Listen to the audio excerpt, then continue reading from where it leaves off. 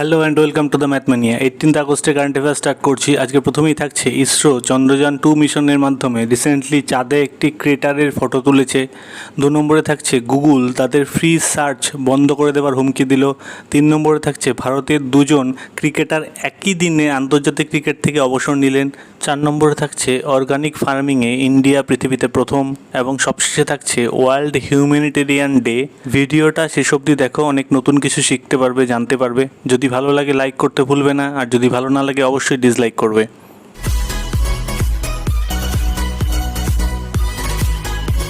First question start করছি। Chandrayaan two recently captured a image of a crater on moon. ISRO has named the crater after hmm? বলছে চন্দ্রযান-2 মিশনের মাধ্যমে recently চাঁদে একটা ক্রেটারে photo তুলেছে। চন্দ্রযান-2 মিশন রিসেন্টলি চাঁদে একটা ক্রেটার মানে গর্ত বা খাদ বলতে পারো, ক্রেটারে ফটো তুলেছে। ইসরো এই ক্রেটারটার নাম কার নামে দিয়েছে? এই ক্রেটারটার নাম কোন মনীষী বা কোন সায়েন্টিস্ট বা কোন এক্স প্রাইম মিনিস্টার কার নামে দিয়েছে সেটা এখানে কোশ্চেন। আচ্ছা, এখানে যেহেতু চন্দ্রযান-2 মিশনটা এলো, চন্দ্রযান-2 মিশনটা সম্পর্কে জানবো। তার আগে জেনে নেই চন্দ্রযান-1 মিশনটা কি। চন্দ্রযান-1 মিশনটা ইসরো লঞ্চ করেছিল 2008-এ। চন্দ্রযান-1 লঞ্চ করেছিল অক্টোবর 2008-এ। ওকে, 2008-এ লঞ্চ করেছিল ইসরো। আর এই চন্দ্রযান-2 মিশনটা লঞ্চ করা হয়েছিল, চন্দ্রযান-2 মিশনটা লঞ্চ করেছিল জুলাই 2019-এ। ওকে, চন্দ্রযান-2 মিশনটা লঞ্চ করা হয়েছিল জিএসএলভি রকেটের মাধ্যমে। ইসরোর যে জিএসএলভি রকেট আছে, জিএসএলভি মার্ক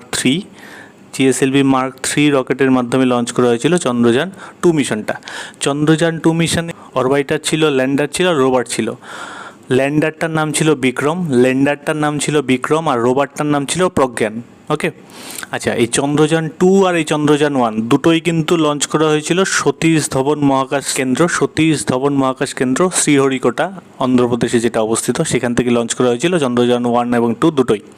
এবার ইসরো সম্পর্কে এখানে বলি। ইসরো সম্পর্কে আমরা পুরনো ক্লাসে পড়ে ফেলেছি, তাও দু একটা ছোটোখাটো জিনিস। ইসরো হচ্ছে ডিপার্টমেন্ট অফ স্পেসের আন্ডারে আছে। এই ডিপার্টমেন্ট অফ স্পেসটা আছে আমাদের পিএমওর আন্ডারে, প্রাইম মিনিস্টার অফিসের আন্ডারে আছে ডিপার্টমেন্ট অফ স্পেস, তার আন্ডারে আছে ইসরো তৈরি হয়েছিল 1969-এ। এবার আসি এই কোশ্চেনের আনসারে। ইসরো যে ক্রেটারটার ফটো তুলেছে কার মাধ্যমে? চন্দ্রযান-2 মিশনের মাধ্যমে। সেই ক্রেটারটার নামকরণ করা হয়েছে আমাদের father of Indian space programme doctor Vikram Ambalal Sarabhai. এই বিক্রম সারাভাইয়ের নামেই আমাদের যে এই নতুন ক্রেটারটার ফটো তুলেছে ইসরো, চাঁদের যে নতুন ক্রেটারটার ফটো তুলেছে ইসরো চন্দ্রযান-2 মিশনের মাধ্যমে, সেটার নাম দেওয়া হয়েছে সারাভাই ক্রেটার। তাহলে এখানে কোশ্চেনের আনসার হলো বিক্রম সারাভাইয়ের নামেই নামকরণ করা হয়েছে নতুন ক্রেটারটা যেটা ফটো তুলেছে ইসরো। সেকেন্ড কোশ্চেন স্টার্ট করছি। Google has warned which nations citizen of the possibility of losing their access to free search service. বলছে গুগল কোন দেশের সিটিজেনদের ওয়ার্নিং দিয়েছে, কী জন্য? তারা তাদের গুগলে যে ফ্রি সার্চটা করে, আমরা গুগলে যখন সার্চ করি দেখবে কোনো পয়সা লাগে না আমাদের গুগলে সার্চ করতে, সেই ফ্রি সার্চ সার্ভিসটাকে গুগল বন্ধ করে দেবে। কাদের জন্য? কোন দেশের সিটিজেনদের জন্য এটা বন্ধ করে দিতে পারে বলে ওয়ার্নিং দিয়েছে, সেটা এখানে কোশ্চেন। কি হয়েছে শোনো, গুগল অস্ট্রেলিয়ার সিটিজেনদের বা অস্ট্রেলিয়ার নাগরিকদের ওয়ার্নিং দিয়েছে যে অস্ট্রেলিয়াতে নতুন একটা ল এসছে, সেখানে বলা হচ্ছে যে সমস্ত নিউজ এজেন্সি আছে বা নিউজ অর্গানাইজেশনগুলো আছে, তাদের ওই নিউজ অর্গানাইজেশনগুলোর যে নিউজ কন্টেন্ট আছে তার জন্য গুগলকে পয়সা দিতে হবে। তো গুগল এই পয়সা দেবে না, বা এই পয়সা দিতে গেলে কি কনসিকুয়েন্সেস আসবে, এই জন্য গুগল কী করেছে, গুগল একটা ওয়ার্নিং দিয়েছে যে এরকমভাবে যদি নিউজ অর্গানাইজেশনগুলোকে নিউজের জন্য পয়সা দিতে হয় গুগলকে, তাহলে গুগল অস্ট্রেলিয়ানদের এই ফ্রি সার্চ সার্ভিস মানে গুগলে যে ফ্রি সার্চ করা যায় সেটা অস্ট্রেলিয়ানদের জন্য বন্ধ করে দেবে। এমনকি অস্ট্রেলিয়ানদের পার্সোনাল ডেটাকেও ইউজ করা হতে পারে টাকা তোলার জন্য, গুগল এটাও বলে দিয়েছে। তাহলে এখানে আনসার হলো আমাদের অস্ট্রেলিয়া। তোমরা আমাকে কমেন্টে বলো গুগলের এই মুহূর্তে সিইও কে আছেন, গুগলের সিইও এই মুহূর্তে কে আছেন এবং গুগলের ফাউন্ডার কে। থার্ড কোশ্চেন স্টার্ট করছি। Which of the following cricketers have announced retirement from international cricket on 15 August 2020? বলছে নিচের কোন ক্রিকেটারেরা ইন্টারন্যাশনাল ক্রিকেট থেকে রিটায়ারমেন্ট নিয়েছেন কবে? 15 আগস্ট 2020-তে। স্বাধীনতা দিবসের দিন ভারতবর্ষের কোন দুজন ক্রিকেটার ইন্টারন্যাশনাল ক্রিকেট থেকে রিটায়ারমেন্ট নিলেন?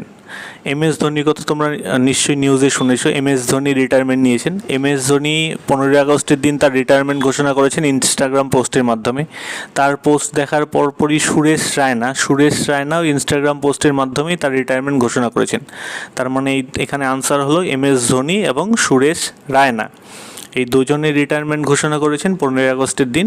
কোথা থেকে? ইন্টারন্যাশনাল ক্রিকেট থেকে। কিন্তু তারা দুজনেই CSK'র হয়ে IPL খেলবেন।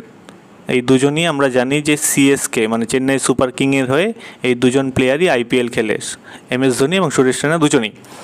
তোমরা আমাকে কমেন্টে বলো MS ধোনির ক্যাপ্টেন্সিতে ইন্ডিয়া কতগুলি ICC টুর্নামেন্ট বা ICC ট্রফি জিতেছে এবং সেইগুলো কোন কোন বছর জিতেছে, কোন কোন ইয়ারে জিতেছে, সেইটাও কমেন্টে আমাকে বলো। 4th কোশ্চেন স্টার্ট করছি। The ministry of agriculture and farmers welfare recently announced that India ranks first in organic farming. Which state was the first state in the world to become completely organic? বলছে ministry of agriculture and farmers welfare recently ঘোষণা করেছে যে ভারতবর্ষ পৃথিবীতে first হয়েছে কিসে? Organic ফার্মিংয়ে, মানে জৈব পদ্ধতিতে চাষে ভারতবর্ষ পৃথিবীতে প্রথম হয়েছে। এটা ঘোষণা করেছে ministry of agriculture and farmers welfare. এবার আসি এখানে কোশ্চেনটা কি। এখানে কোশ্চেনটা বলছে কোন স্টেটটা পৃথিবীতে প্রথম কমপ্লিটলি অর্গানিক স্টেট হলো, ফুললি অর্গানিক স্টেট কোন স্টেটটা হলো গোটা পৃথিবীতে, সেটা এখানে কোশ্চেন। আচ্ছা, এই ফুললি অর্গানিক স্টেট কোন স্টেটটা হলো সেটা বলার আগে আমরা এখানে যেহেতু আলোচনা করছি অর্গানিক ফার্মিং নিয়ে, এই অর্গানিক ফার্মিং ব্যাপারটা কি? অর্গানিক ফার্মিংয়ের কথা হচ্ছে জৈব পদ্ধতিতে চাষ, মানে কেমিক্যাল ফার্টিলাইজার, কেমিক্যাল পেস্টিসাইড এগুলো ইউজ হবে না, জেনেটিক্যালি মডিফাইড অর্গানিজম ইউজ হবে না, গ্রোথ হরমোনের ইউজ হবে না, এই সমস্ত কিছু ইউজ হবে না। মানে chemical fertiliser, pesticide, genetically modified organism এবং গ্রোথ হরমোন এইসবের ইউজ হবে না যে ফার্মিংয়ে বা যে চাষে, সেটাকে বলবো আমরা অর্গানিক ফার্মিং।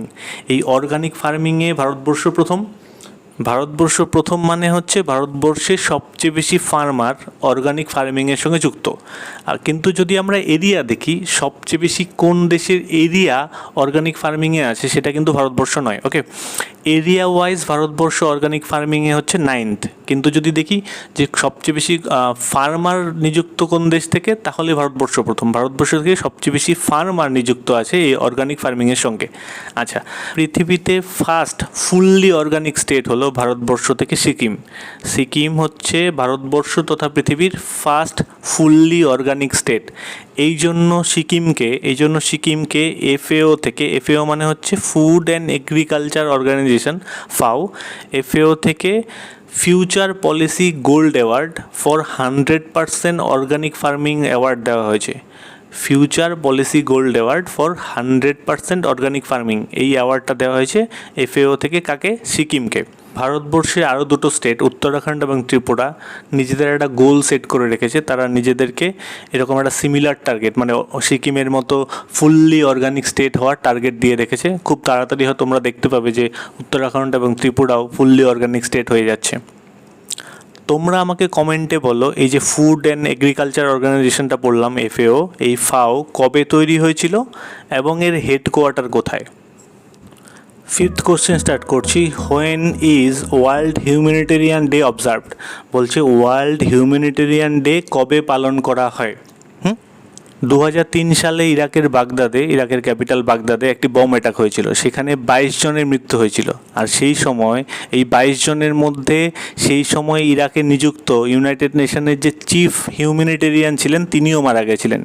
এই ঘটনাকে স্মরণ করেই 19th আগস্ট দিনটাকে United nation world humanitarian day হিসেবে পালন করে আসছে।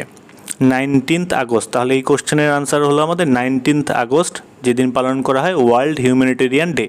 আর এটা পালন করে হচ্ছে ইউনাইটেড নেশন। কি করা হয়? ইউনাইটেড নেশন যেহেতু কোশ্চেনটাতে আসছে, তোমরা আমাকে কমেন্টে বলো United Nation security council, UNSC, United Nation security council, যেটা কিনা ইউনাইটেড নেশনের একটা অর্গান।